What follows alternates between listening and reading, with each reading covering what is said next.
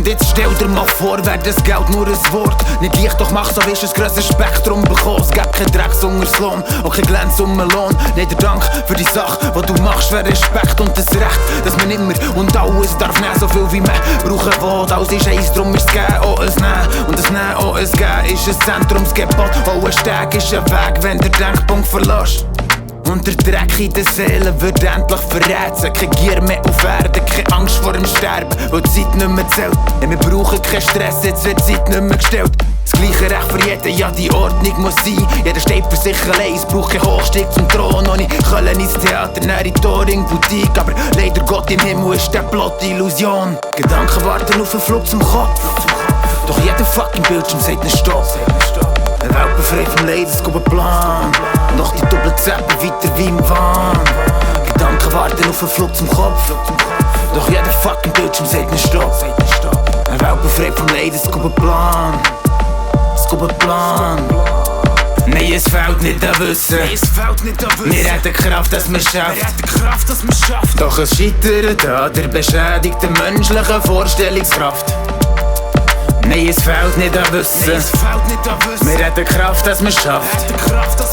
Doch es scheitert an der beschädigten menschlichen Vorstellungskraft. Ja, es braucht seine Zeit, bis sich Träg in meinem Bauch drin vertreibt. Was eine Musik vergisst, dass es etwas nebst dem Stuhl, den Gedanken und dem Groove in dem Raum hier drin gibt. Man wird pur wie ich spit.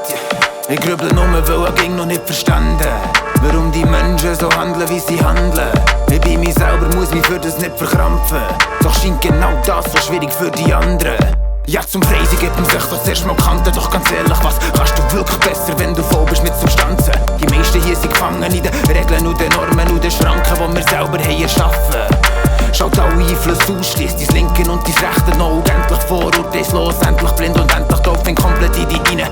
Und Materie wird gänzlich stau, Grenzen gesetzt, nur an dem, der an die fucking Grenzen glaubt. Gedanken warten auf einen Flug zum Kopf. Doch jeder fucking Bildschirm sagt einen Stopp. Eine Welt befreit vom Leid, es kommt ein Plan. Doch die Doppel zappen weiter wie im Wahn. Gedanken warten auf einen Flug zum Kopf. Doch jeder fucking Bildschirm sagt einen Stopp.